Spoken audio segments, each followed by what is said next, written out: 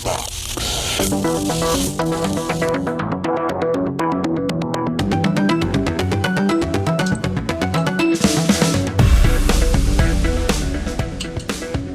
This is Fusebox number 249, Smarmalade. And you should know what side of the bread is butter. Butter? I don't know from butter. Marmalade. I love marmalade. See, right here. See? Oh, I just put it on there. It's yeah. Oh, this is just. Oh, I just love this. It's so. It's a little dry. But no, it's okay.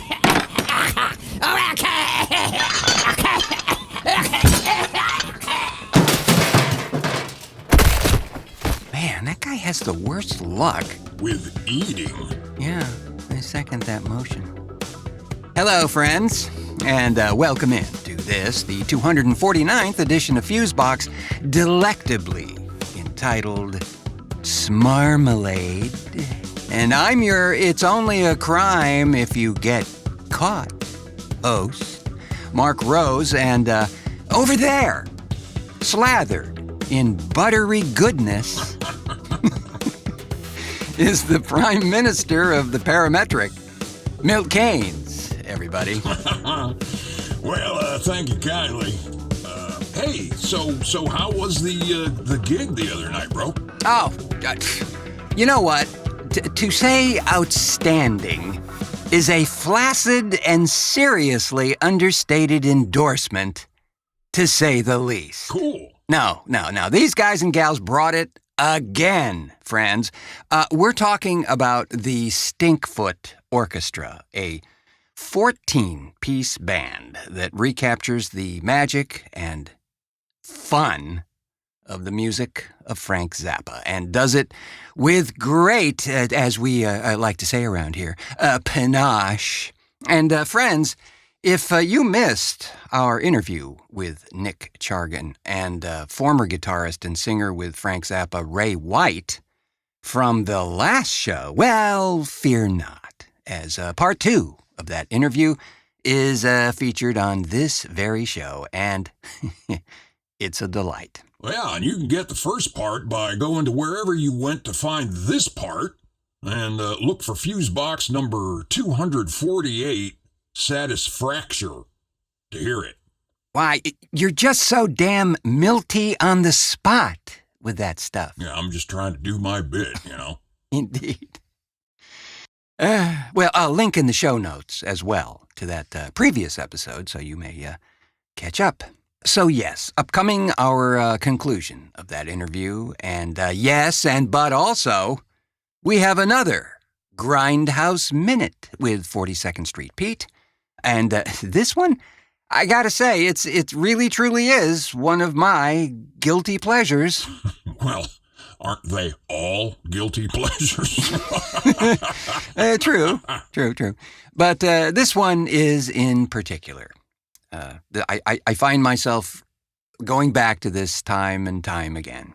Actually, the whole series of these are worth reviewing. Pete will be giving you the grainy lowdown on Beast of Blood from 1970, one of the wondrous films made in the Philippines in the early 1970s with the dashing John Ashley and directed by the immortal Eddie Romero. Didn't everything have, blood in the title for a while? Yeah, you're right. It certainly did. The folks at American Independent Pictures thought that if you put blood somewhere in the title, you'd get more folks in the seats. And, well, at least during that time, they were right. Yeah, and gimmicks, too, right? Like drinking green blood and shit to protect yourself from turning into some horrible creature because you watched this piece of crap.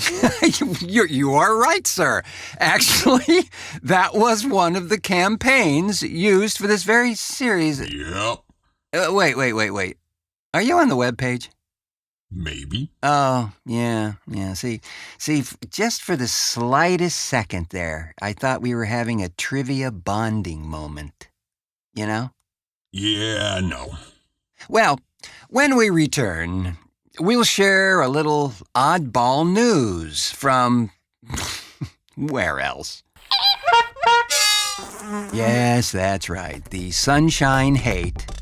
Some news that will definitely make living there, for some, more, viable. Stay with us. Or are we? Take care of yourself and come back soon.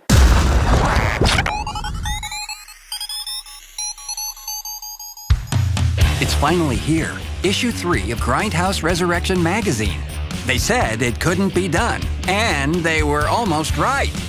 Because of the squeeze being applied to small publishers these days by megacorporations, it's becoming harder and harder to get these magazines printed.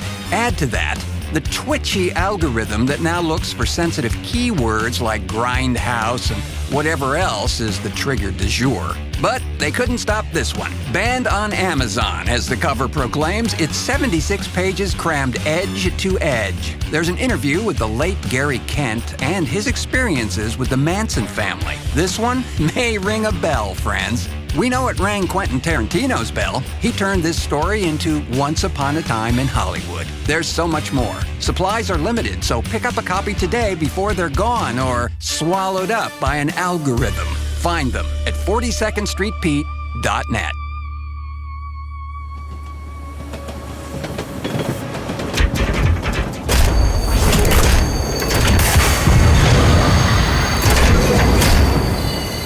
Jumping from the tracks in your neighborhood.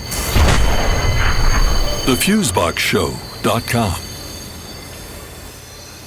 Well, you know, we've talked a lot about the craziness going on down there, in that area, down there, and how the march backwards just seems to never end. Well, the good governor down there, Ron the Sandslug, has just given folks a reason to stay. Or at least the drunk ones. True. Well, Governor Ron just signed legislation that permits the retail sale of much larger bottles of wine in Florida. Yes. The measure was sponsored by State Representative Chip LaMarca, a Republican from Lighthouse Point. And Governor the Sandslug signed it into law at a Fort Lauderdale wine store in LaMarca's district.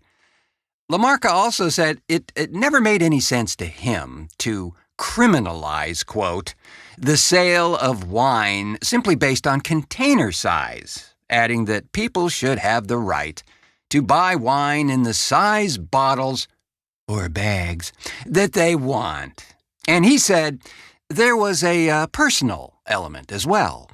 Quoting him here, he says, "This is an Italian-American-owned business, an Italian-American governor, an Italian-American state representative.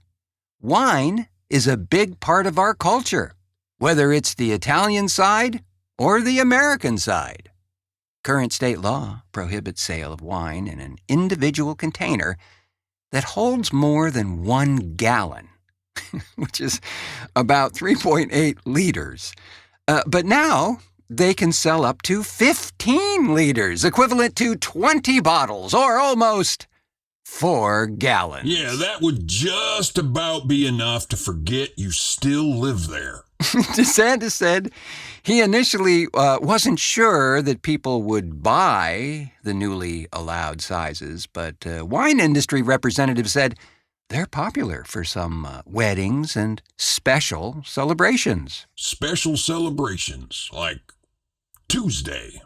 The measure received overwhelming approval earlier this year in the Florida House of Representatives and the state Senate, with only 1 no vote. Yeah, probably pressure from the beer lobby. Before and after signing the legislation, Ron the Sandslug stood at a lectern with a sign proclaiming Carpe Vinum, or enjoy wine. The governor explained that wine has been a big part of U.S. history and was, quote, near and dear to the hearts of a lot of people that founded this country, including George Washington. And after signing the legislation, Ron joined in a toast to the new law, seeming to enjoy the glass of red. Quote, the connoisseur here, some tannins, right?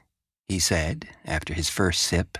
After finishing the glass, he said the beverage was, quote, usually not part of my morning routine, just so everybody knows. Yeah, that routine involves 6 margaritas and a 5th of scotch. Now, Mr. Case, we don't want to characterize the good governor as a lush. We don't? No, because everybody knows it's 6 margaritas and a 5th of Southern Comfort. Oh, I stand corrected. Right.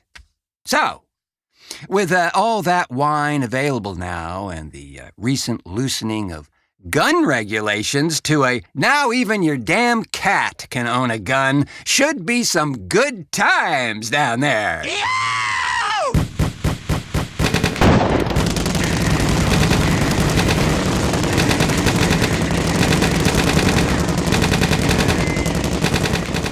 The road to hell is paved with good intentions. Or at least the road to Punta Gorda, or maybe Clewiston. Yeah. It's why we tirelessly continue to implore the seemingly unanswerable question, friends. What the fuck, Florida? Alrighty. Our buddy 42nd Street Pete has another installment of the Grindhouse Minute coming at you. And this one, as I say, for me, just for me, kind of a fave. The 1970s Beast of Blood. Yeah. Take it away, Pete. You'll never forget the creature without a head, controlled by an insane artificial brain. When you see the most shocking screen experience of them all, Beast of Blood.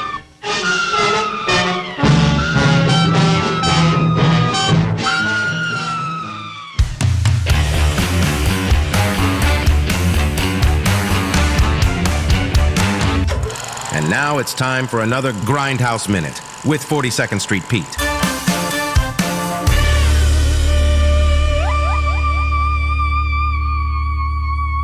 This is 42nd Street Pete bringing you a Grindhouse Minute. The sequel to Mad Doctor of Blood Island, Beast of Blood, it came out in 1970, and I believe that was around the time I think it was first heart transplant or something. There was an angle they were playing up all over the radio, the head transplant. Someone else has died during the head transplant. See Beast of Blood, find out. They also did was they dropped folded $10 bills around metropolitan areas with the beast's face in the middle of it. And when you opened it up, it said, $10 worth of thrills, go see Beast of Blood. So basically it picked up after Mad Doctor of Blood Island, but the creature escaped and was on the ship and chopped up about a dozen people, and the ship blew up way before the credits, and you see the monster wandering in the woods, and then the guy from the first film, Dr. Lorca, kidnapped him, took off his head, put it in the jars, got his body on the table, and the head talks when the doctor leaves the room. That's the weird thing. It's funny as all hell, but it's also gory as all hell, too. Celeste Jarnell and John Ashley are in it. There was supposed to be another one, Horrors of Blood Island, but John Ashley and director Eddie Romero had talked to Roger Corman, and he was paying a little bit more money than these other guys, so they jumped ship and started their own little thing. Yeah, this was just released from Severin in a box set on Blu-ray, but I think oldies.com has it and Image had it. You know, it is what it is. You know, that's the only way you're going to get it now. And it's worth it. There's a lot of action in it, a lot of gore, a lot of crazy shit. So, and like I said, the monster's insane. It's a great makeup job. Stay safe. We'll catch you on the flip side. You know, Pete is so right. The makeup was surprisingly good, considering the zero budgets of these features, and a bit on the gory side at times. So this one was done before the Roger Corman deal, yeah? Yeah, indeed. Just as Pete said there, they got a much better offer from Corman's fledgling New World Pictures at the time. And the first three were done through Hemisphere Films. New World took the collaborations between John Ashley and Eddie Romero from there and made, just barges of cash from those. They had quite a run and really did quite well for themselves. Well, Pete will be back with another gem from the 1970s, the classic Whip the Birdcage. Women in prison movies? Oh, hell, man, I'm in. No doubt. The show for everybody, but not everybody will like it. Fusebox. And to finish up on this edition of the show, part 2 of our conversation with Nick Chargin and Ray White of the Stinkfoot Orchestra. A fun conversation was had, and I gotta say, if these folks are in your town, or even near to wherever you live, do yourself a big favor and just go see them. You will not be disappointed. They truly bring it, eyebrows and all. We pick it up here with a comment from former vocalist and guitarist with Frank Zappa from around 1976 to 1984, Ray White. On this, The Fusebox Interview.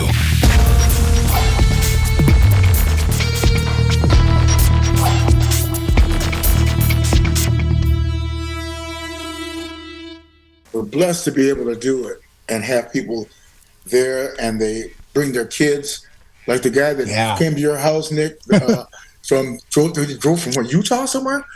No, from Boise. Boise, Idaho, all the way to San Jose.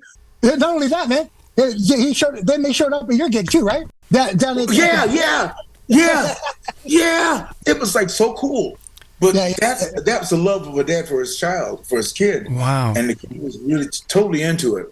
And then I told Nick, when they came to your house for lunch, and I answered the door. That was a moment right there. Dave rolled his face. The kid, he was like, it's just me, you know. Yeah, the place where this came from is it's his father, son, Derek and Jacob, and they're from Boise. And our first Northwest tour, they drove from Boise to catch us in Bend, and then drove from Bend to catch us in Roseburg, and then drove back to Boise. But since then, they've come to see. They've seen us in Portland. They've seen us in Seattle. They've seen us in San Jose. They've seen us in Joshua Tree. And at this first show that they showed up at, Jacob, who at the time was, I think, 12, I look out in the audience, I see this kid, this 12-year-old kid who's singing along with every single freaking word. God. Not only that, Derek told me later, he was calling songs when you were like 2 notes into it. He's calling the song and telling me, they're doing this. Like, oh my God. It's ominous. It's ominous. It is ominous. It is very dangerous. Got to keep an eye on this kid. But wow.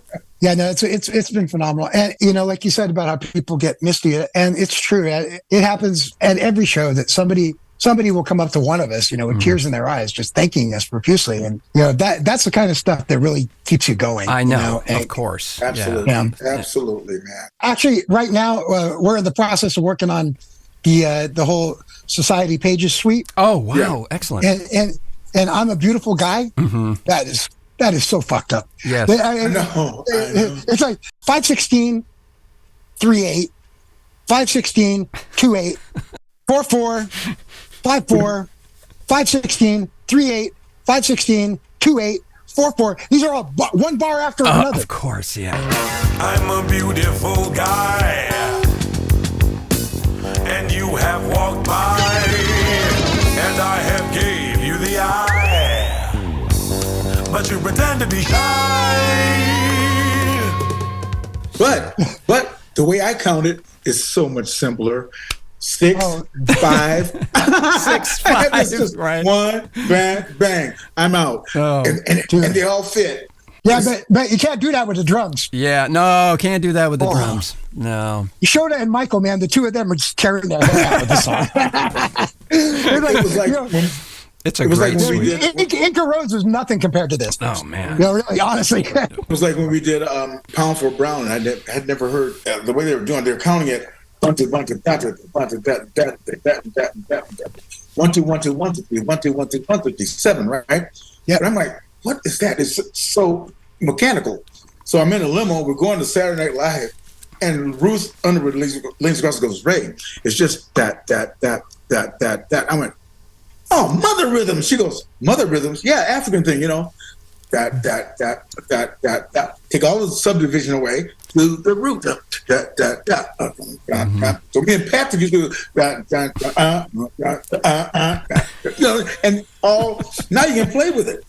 I couldn't hear that stuff because of course. That other stuff. That other stuff was in the way of the 7, you know? Yeah. That's Ike said something really meaningful one day. He said, if you can count to 10, you can play French music. A lot of 5s, a lot of 10. You look at it and go, no stuff. I was counting all these rhythms and I'm like, those are 5s. Get out of here. I couldn't hear it before. Wow. Because it'd be subdivided into 5 over 4. Yeah, of course. Yeah. 5 8. Yeah. Then how dare you play 13 over 1? What are you talking about?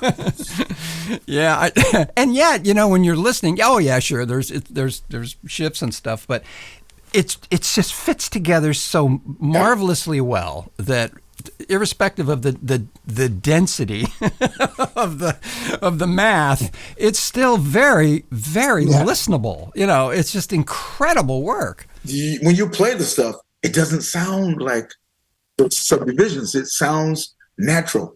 It's harmonious, and I love that. Except for that keyboard player, Nick. Yeah. that Chargin guy? Yeah. That Chargin up the mountain. Or is it Chargin?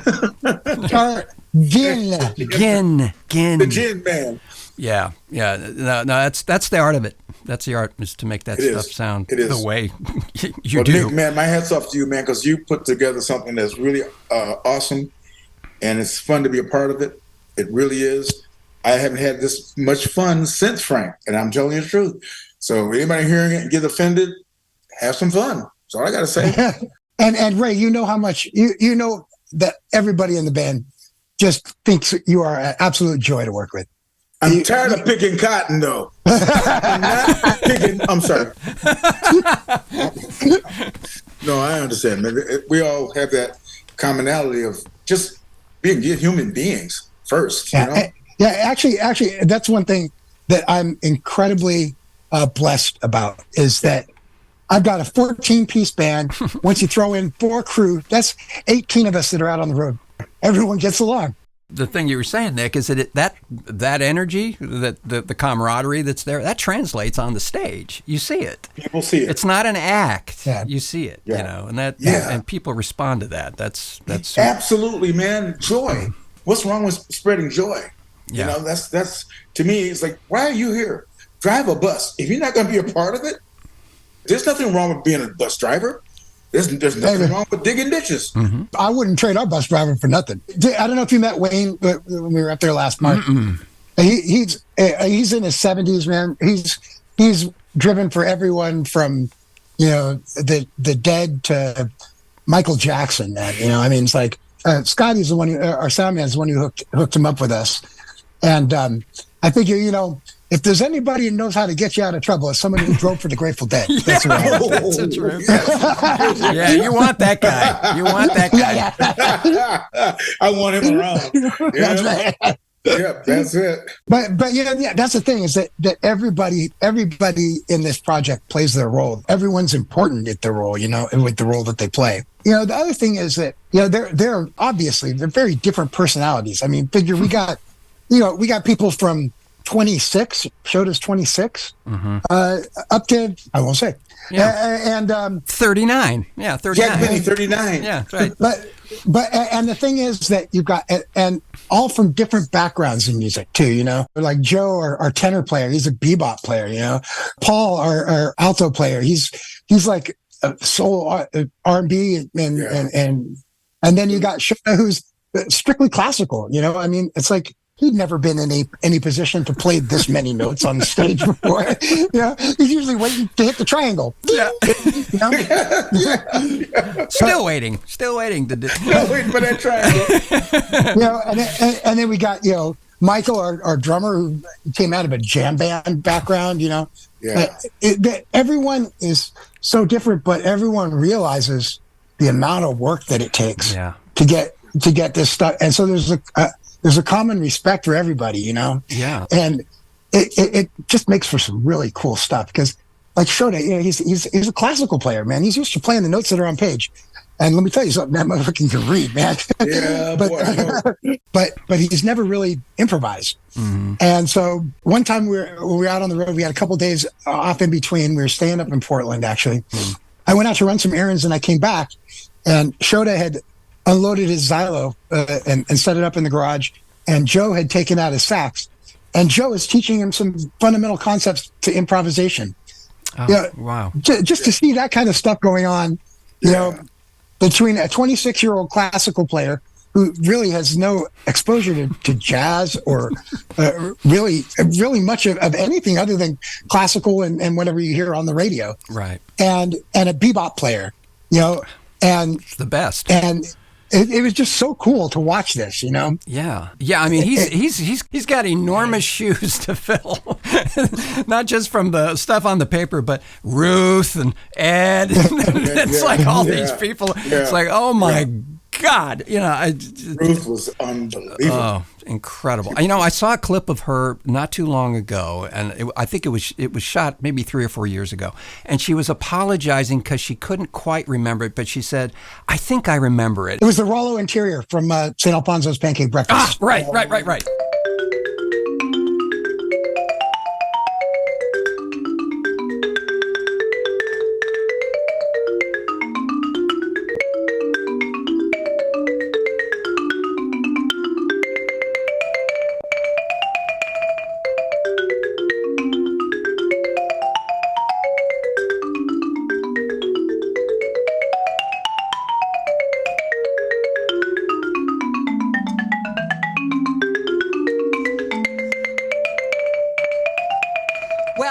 Mistakes, one for each decade that I've been away from the music and the instrument. One note for each decade I've been gone from the band. Yeah, exactly.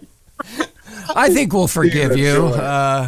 Joy, absolute joy. But yeah, it's amazing how a lot of those melodies, once you learn them, once you make them so that you don't have to think about them to play them, then they stay with you, you know. And you might, if you haven't played them in a while, you may need to brush them off. And, you know, once you've got it under the fingers, right in the bike, to think about it, then that's where you can have fun. So where is the tour this time out? This is just, we're just doing 3 quick stops. Mm-hmm. So Spokane on the 8th, Seattle on the 9th, and Alberta Rose in Portland on the 10th.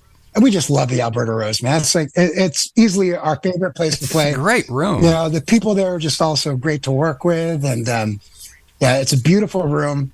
And so we're excited. We're excited. It's a perfect venue for work like this because, you know, any music that's as articulate as this, you know, you want to hear those parts. You know, you want to hear the way those things go like that. And some of the rooms, larger rooms and so forth, they don't really afford you mud. Yeah, exactly. Scotty does. He can do miracles, though. A brilliant job. Yeah, he does. I mean, that was one of the first things that I noticed when seeing you guys. I was like, I can hear them. It's like, yes, because that is not the case usually. You go to a show, you want to hear what you paid for. Exactly. Yeah. That's cool.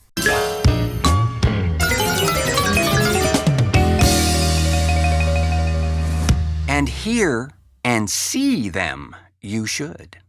I was there a couple evenings back at the Alberta Rose Theater in Portland, and I'm also delighted to say the place was packed. Good on them. Please, friends, check them out. Should they visit your neck of the woods, you will not see a more joyous and sincere presentation of the music of Frank Zappa than the man himself did back in the day. And I should know, back in the day, I was there. So check out the Stinkfoot Orchestra at their website, for touring info as they are out and about this summer. And a link to their site is in the show description. And with that, we'll call it a show, friends. Thanks ever so hugely to Nick, Chargin, and Ray White for the more than legally delightful conversation. Thanks as well for the vocal enthusiasms of Sabra May and Gregory Wilson. Thanks as always to the Doctor of Dials, Milt Keynes, for technical assistance, so forth, so on, and all that there. A true slice. And folks, we really appreciate your support to keep the fun and games flowing around here. Indeed. I mean, Japanese pocket squirrel kibble doesn't grow on trees, you know. If you head on over to our Patreon page and become a member, it's a huge help. Plus, you'll get free stuff right from joining and access to all kinds of exclusive content and maps to where the bodies are buried. Well, not all the bodies. I mean, we do have to have some secrets. Patreon.com/The Fusebox Show will get you there, and we do so appreciate that. I'll tell you what else we appreciate big time. The folks at Grindhouse Resurrection Magazine for their continued goodwill. If you're a fan of the fringe or just oddball or even in many cases downright respectable filmmaking, you should most definitely check out Grindhouse Resurrection Magazine. The 3rd issue is currently available, but from what I understand, selling faster than hell. So check them out at 42ndstreetpete.net for all the details. And lastly, thanks to you, friends, for pushing play on this humble offering, because we know there are a lot of chibbering and jabbering noises to divert your attention. So we're glad you decided to spend some of your valuable time with us. I have been your passenger aboard the ship, arriving too late to save a drowning witch. Host Mark Rose, saying, until our next cartoon.